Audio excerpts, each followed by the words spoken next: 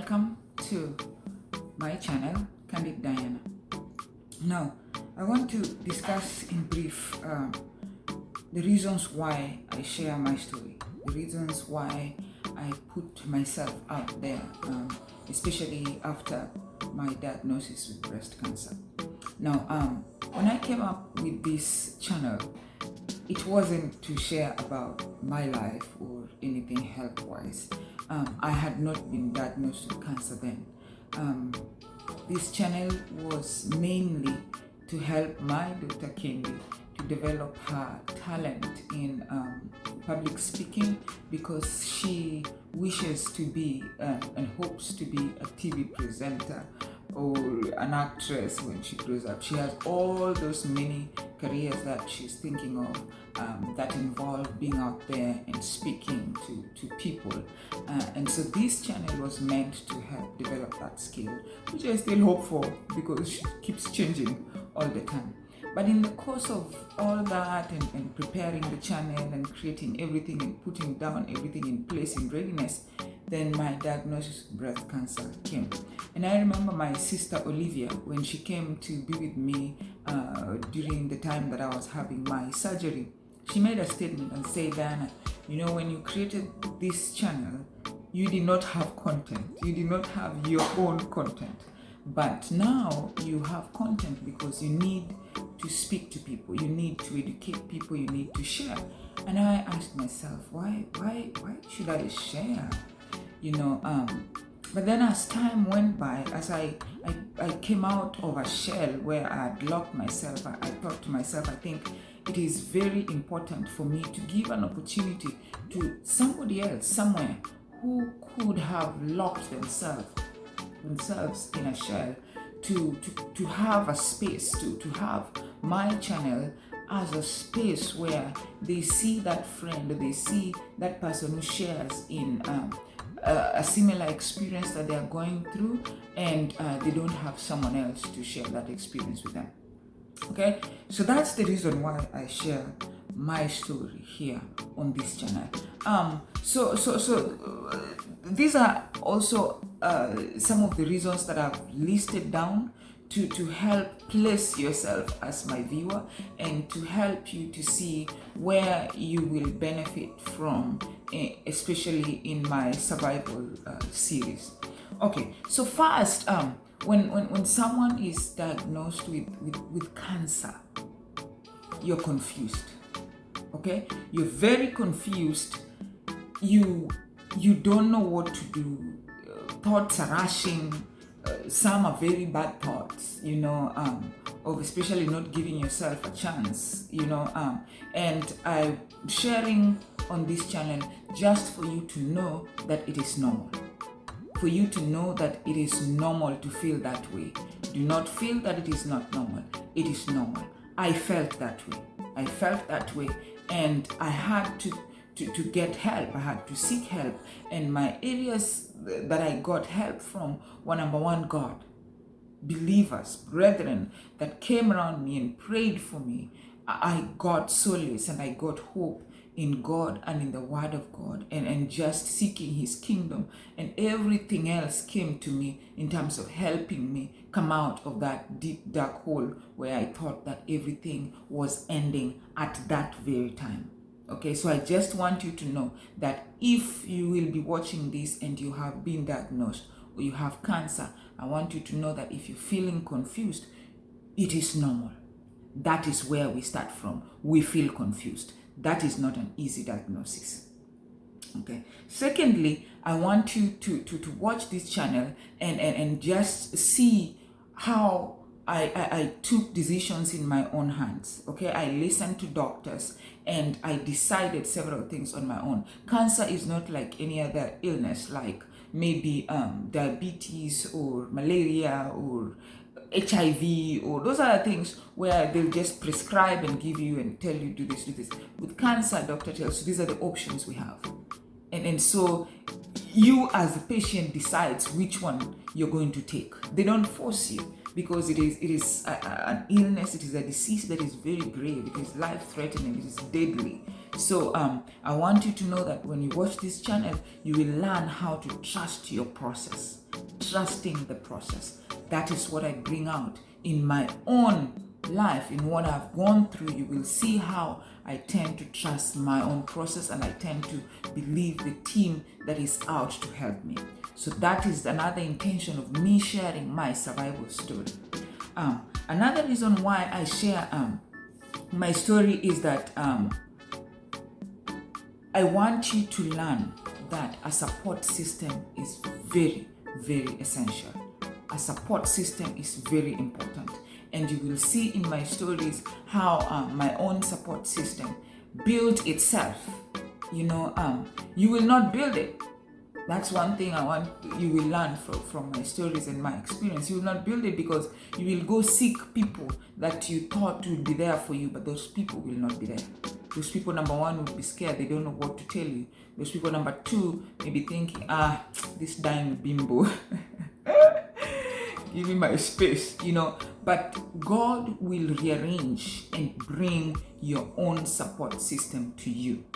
Okay, and you will learn how these people, from my prayer partners, from I call them my pace setters, the ones who set the pace for me in prayer and in the Word of God, because that is top in my life and in my experience, in my survival as I begin this journey. My top is my support system that prays and with me and for me. That's very essential for you if you're a believer. And even if you're not a believer, you still have a chance to listen to the Word of God and give God your life and become a believer. Okay, so you will see how my support system came in, and that's where I really thank them. I had those that are going through the similar experience like me, that were ready to hold my hands for us to be like a sisterhood. Think of Eva, Mother Pam, Valerie, Beatrice, Tabitha. Those are people who had gone through the same, or who are going through the same. Rose, and were willing to tell me, look, these are the steps you need to take. These are the thoughts you need to think. These are the thoughts you need to think for you to be able to come out of there. And I also had others also who've gone through them and were long-term survivors. Mama actually, my own doctor, one of my doctors, I won't mention his name, but these are long-term survivors that gave me tricks and things to do that they have done that will help me. And hopefully with Christ and with God being above everything, I believe that those things that they shared with me will help me. So those are the things that you will be learning from this channel, and that is why I share. That is my other reason why I share, to give a one-stop shop, because getting these survivors is not easy. Some of them don't even want to think of that experience that they had in the past. And I've met several that I'm told of this person, and I try to reach out for them to share with me what they do, but they don't want to talk about it, and they don't want to call you, they don't want to pick your calls, because that is a hole they don't want to go to, because you remind them of a time of their life that they don't want to remember.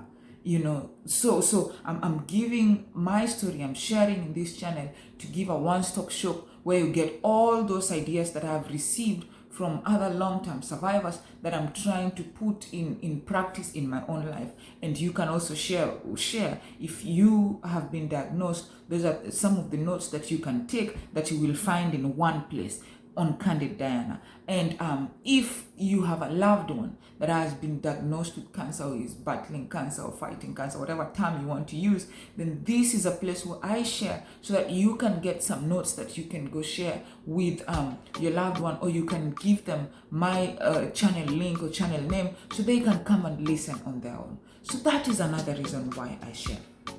Another reason why I share is to educate everyone. And soon I will be doing a video on what not to say to someone who has just been diagnosed with cancer. And this is something I want other people to learn. Sometimes you say things and you think you've said them out of a goodness, and it is out of goodness. You say, not knowing how that goes to impact that person that has just been diagnosed. There are things that you can say immediately someone has been diagnosed, and there are things not to say immediately. There are things you can wait and say later on. So those are some of the things also that I discuss on this channel, and they're things that help you as a person to know what to say to someone who has found themselves in the cancer mess. Another reason why I share my story on this channel is to let you know what I'm learning from research. I do a lot of digging deep and reading a lot, and not everybody does that. And so when I read and I learn about something, I want to come and share it for someone who just loves to listen. Those people who want us to go and do our research and study, and then we share with them. Okay, here I am. So that's another reason why I share my survival story here on this channel, because I'll be sharing things about what research has found and what can help. Another thing I share on this channel, and why I share about my survival story, is what my doctors tell me, and what they tell me that I think are helping me, and for you to know what everything that I have done is already doing to my body. Because to this point, I was diagnosed November 2nd of 2020. Today, when I'm speaking to you, as I'm recording this video, today is September 4th, 2021, 2 months to November. And I can feel some difference on my body, a whole lot, great difference. And I want to share with you what my doctors told me to do, and everything else that I'm doing, what my life is like, what my routine is like, what I eat and why I eat them, the things that cannot miss in my daily meals, things that I have to eat daily, So those are things that I share on this channel just for someone somewhere to get information that is going to help them, okay? Just like going to church, the pastor or the preacher may be sharing a word, and there are thousands of people, and that word that he's sharing is just for one single person or 2 people, not for their 1,000. And so this channel, each day, I want someone to pick out something that will help them, not only for those that have been diagnosed with cancer, but also for people who have loved ones that have been diagnosed and you're wondering how you can help them.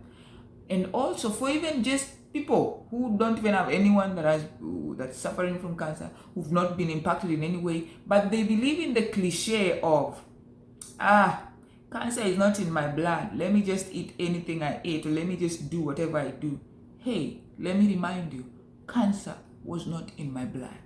It was not in my genes. But what happened? I still got cancer. So in this channel, in my survival series, I also share some of the things I think I did wrong. I was careless. I was careless from whatever I could eat and things that I could touch, things that I could put on my body. I will share so many of those, just so that you know that even if it is not in your genes, you have to understand that only 20%, I think it's 20 or 22, less than 30% of cancers are genetic. Less than 30%. So where does that leave the other over 70 or over 80%? Environmental factors. So that is why I share my survival story and things that I did, things I'm doing, just so that all of us learn together. All right? So, having said that, please stay tuned for more, and do not forget to subscribe if you haven't. All right? See you in my next video soon.